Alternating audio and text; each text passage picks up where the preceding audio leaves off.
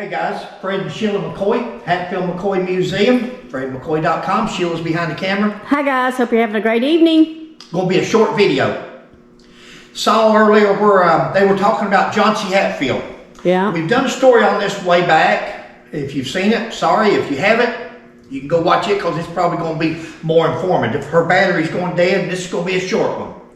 They were talking about Johnse Hatfield, how he went to prison and how one person says that he saved the lieutenant governor's life and he was given a pardon.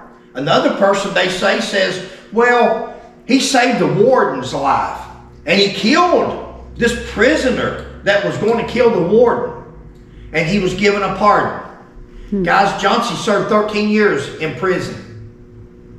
13 years of a life sentence. Doc Mayhorn, Platt Mayhorn, they served 14 years of a life prison. So that would have been somewhere right in there in the norm of what they got or what they served. It's easy to speak this stuff into history. Once again, do you not think that if a man saves the lieutenant governor's life, what's the lieutenant governor doing in a state penitentiary, first of all? But let's say it's true. Let's say the lieutenant governor was in the prison and Johnse Hatfield saved his life. Do you think during the Hatfields and McCoy's saga, all this stuff going on, do you not think that would have made some big news?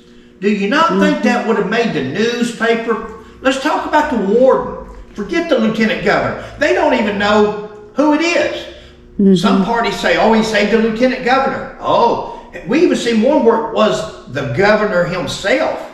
But the other one says that he saved the warden. Now, the warden would be the more practical one because the warden would at least be in the prison. He'd have a reason. They can't even agree on who he saved.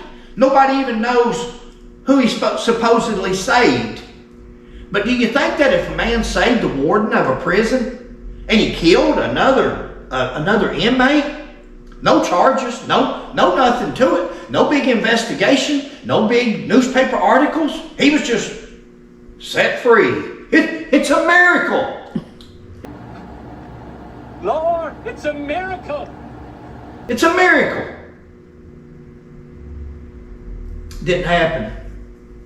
Didn't happen. If we're ever wrong about anything, please correct us with proof. Yeah. I would love for somebody to come up and show us a newspaper article, come up and show us any court documents, any jail records, prison records. We got the prison records on Wall Hatfield.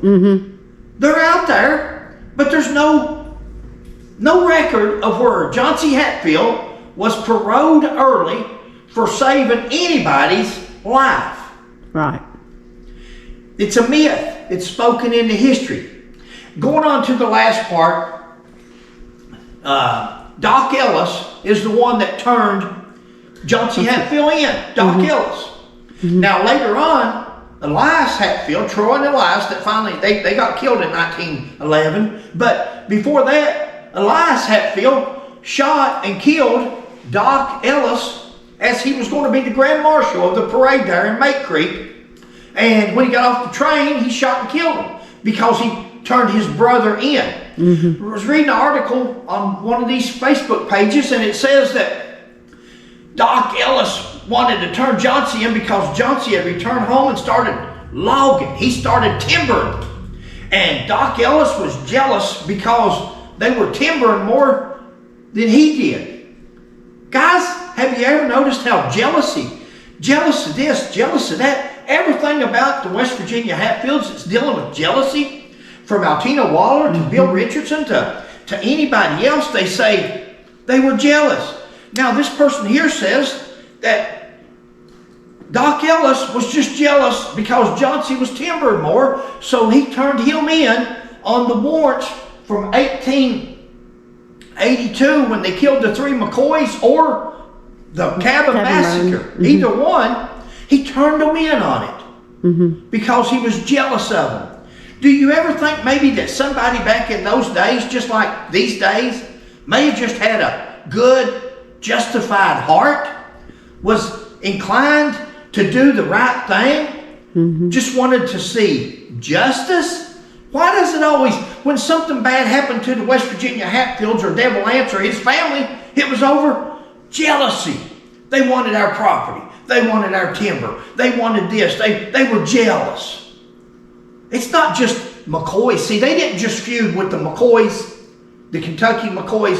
They feuded with each other. Mm-hmm. They feuded with each other. Even Cap and Elliot at one time, they didn't speak till their dad died. They just started speaking there after their dad died at his funeral. They had fallen out years earlier.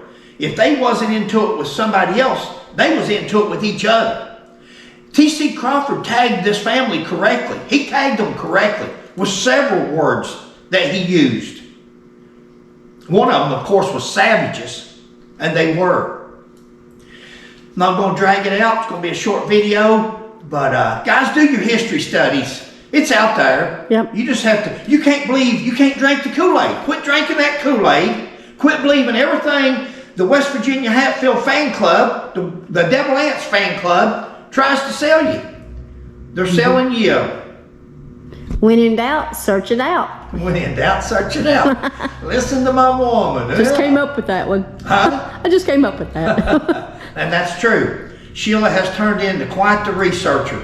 And there's so many ways out there to research things and find out the truth anymore. You don't have to go with what people write on a Facebook page.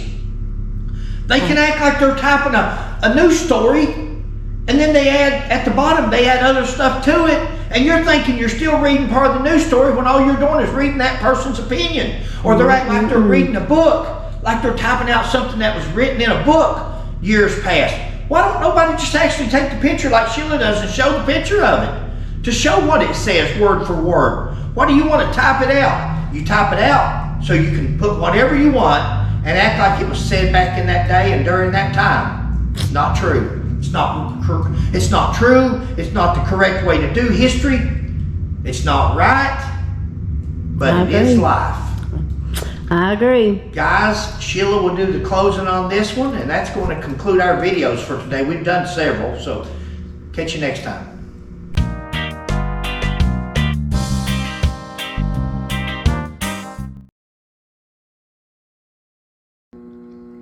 Hi guys, hope you're having a great evening. Please like, subscribe, and share. And we'll catch you on the next one. Bye.